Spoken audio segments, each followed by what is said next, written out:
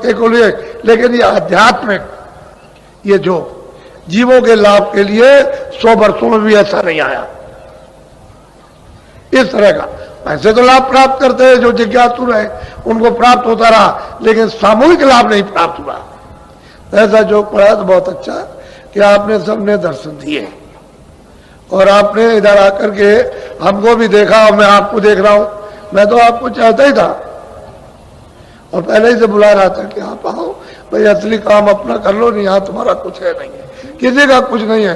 तुम वैसे ही दिनों रात रोते हो, मेहनत करना सीख लो कि भाई मुझे खेती कैसे करना, दुकान दफ्तर का काम। अगर तुम ये कहते हो कि बच्चा मेरा, स्त्री मेरी, पुरुष मेरा, मेरा ये है, मेरा मकान है, मेरी जमीन है, ये आपका कुछ नहीं, सच्ची बात तो कुछ नहीं।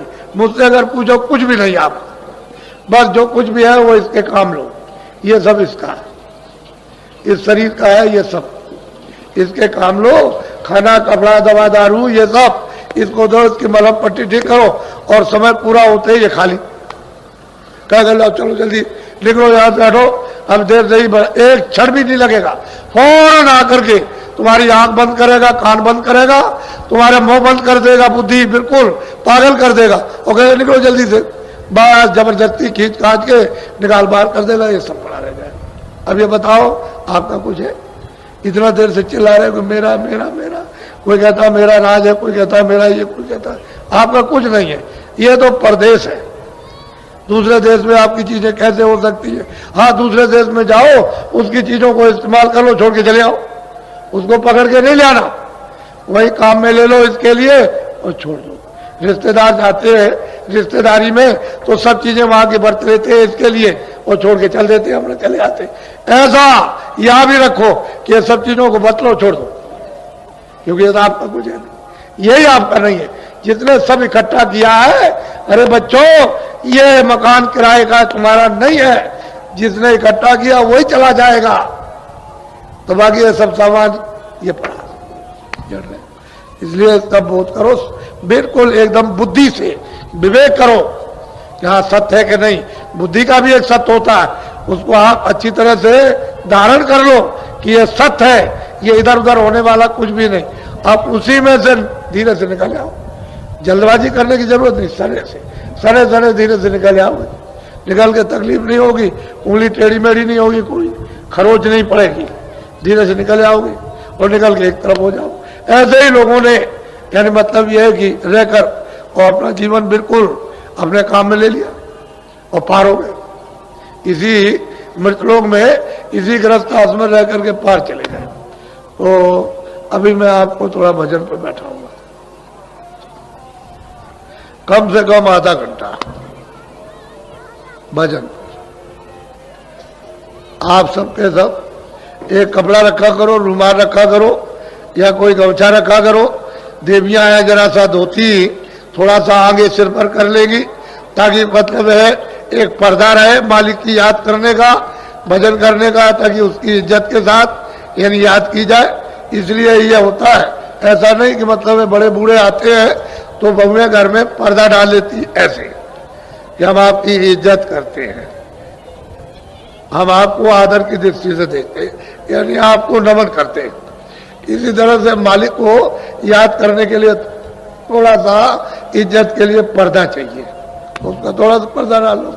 पहले समझ लो, मन को, बुद्धि को, चित्त को, ये दोनों आंखों के बीचों बीच ये जीवात्मा बैठी है। इधर देखो, इधर ये, इसी को हिंदी में कहते हैं हृदय, उर्दू में कहते हैं दिल, अंग्रेजी में कहते हैं हार्ट। ये दोनों आंखों के मध्य भाग में बीचों बीच इसमें तीसरी आंख है, तीसरा कान है, तीसरी नाक है। दो आंख, दो कान, दो नाक शरीर में, एक आंख, एक कान, एक नाक उस जीवात्मा में। और वो कुदरती है, जहां से आई थी वहीं से लेकर के आई है।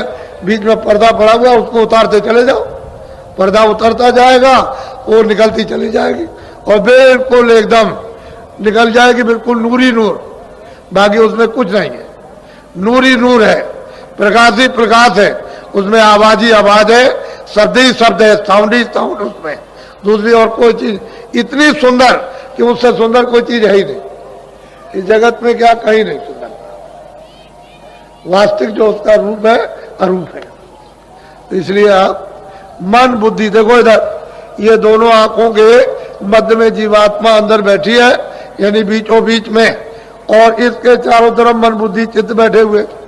तो ये किसके कारण हरे भरे हो रहे? वैसे तो ये भी जड़ खोल है, लेकिन जीवात्मा की चेतनता से, सूरत की चेतनता से, रूह की उस चेतनता से ये सब काम करते हैं। अगर वो न रहे तो एक भी नहीं रह सकते। तो ये चारों तरफ बैठे हुए घेर कर, मन है, बुद्धि है, चित्त है, अहंकार है। तो मन को, बुद्धि को, चित्त को यही कानों के साथ रोक कर आधा मिनट, 1 मिनट, 2 मिनट, यानी, और ऊपर से जो नाम की आवाज आ रही, ऊपर की तरफ, ऊपर से आ रही, अपनी जमीन से, अपने देश से आवाज दे रहा, और वो सामने आवाज ऐसे टिकी हुई है। तभी तो कहते हैं कि आरती और कीर्तन घनाघोर हो रहा, 24 घंटे चारों जुगों से एक रफ्तार आरती और कीर्तन हो रहा, कभी बंद नहीं होता, और तुम्हारे कानों तक आवाज आती है यहां तक। लेकिन क्यों नहीं सुनाई देता? कि कान तुम्हारे गंदगी के कारण बंद, बहरे हो गए, इसलिए सुनाई नहीं देता। आंख तुम्हारी अंधी हो गई, इसलिए दिखाई नहीं देता। नाक तुम्हारी जो है वो बंद हो गई, तो सूंघने को नहीं मिलता। सब चीज आ रही उधर से, पर तुमको होश नहीं होता। तो महात्मा आते हैं कि भाई इस तरह से तुम जरा सा, थोड़ा सा इधर से ध्यान हटा के उधर ख्याल करो, देखो और नाम की डोर मिल जाए।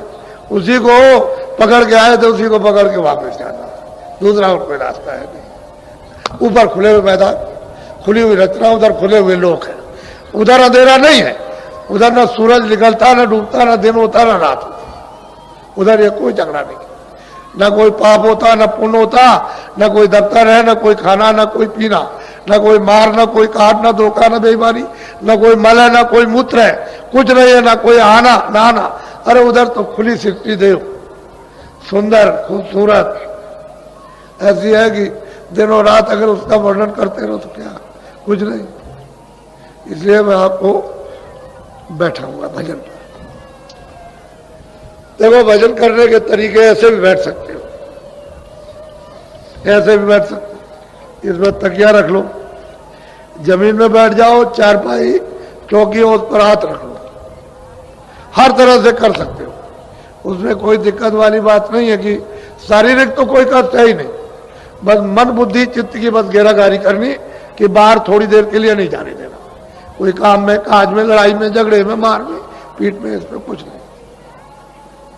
अच्छा बैठ जाओ, आप भजन में बैठ जाओ, आंख और कान बंद करो, सुनो तो ऊपर की तरफ ध्यान से, बैठ जाओ भजन पर, आंख और कान बंद करो।